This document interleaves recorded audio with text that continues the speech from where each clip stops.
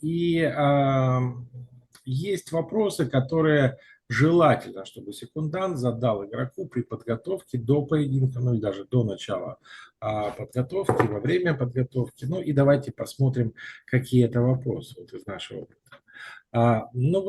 Стоит начать именно с вопроса, в чем ты видишь корневой конфликт кейса.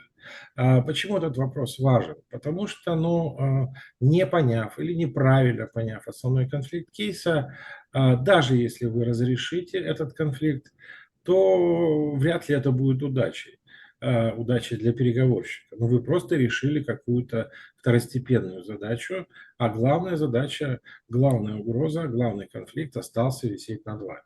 Ну, вряд ли это можно назвать хорошим результатом для переговоров. Поэтому идентифицировать, выявить вот этот корневой конфликт, убедиться, что этот конфликт именно корневой, а не один из. Это очень важный вопрос.